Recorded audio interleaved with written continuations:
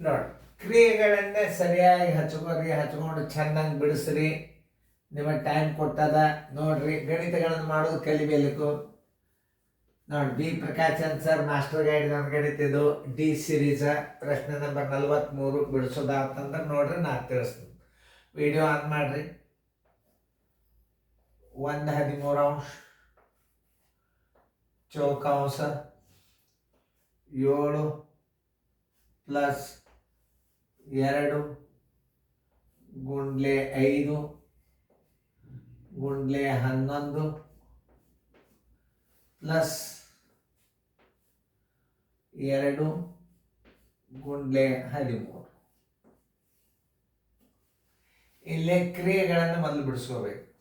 1/13 ಚೌಕಾಂಶ 7 plus 5 2 10 1 11 110 plus 13 2 26.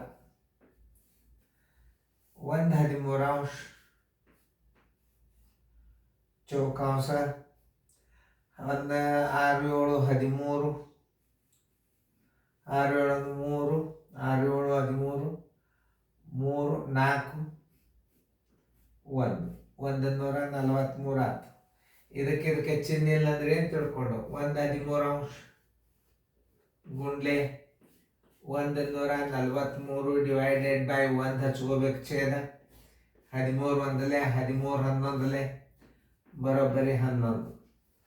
Answer is equal to 11. ಯಾರ್ದು ಉತ್ತರ ಬಂದದ ಕರೆಕ್ಟ್ ಹಾಕೊಡ್ರಿ. ಉತ್ತರ ಸಂಖ್ಯೆ 11, ಉತ್ತರ ಸಂಖ್ಯೆ ಸಿ.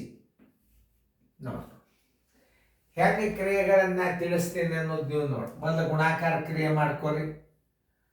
110 ಆಯ್ತು, ಅದು 26 ಆಯ್ತು. ಇವುಗಳನ್ನು ಕೂಡಿಸುವರಿ. ಕೂಡಿಸೋಣ 143 ಆಯ್ತು. ಪೂರ್ಣ ಸಂಖ್ಯೆದ ಛೇದ 1 ಹಚ್ಕೋಬೇಕು.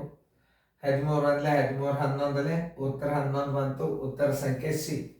ಎಲ್ಲ ಸರಳ ಲೆಕ್ಕಗಳು.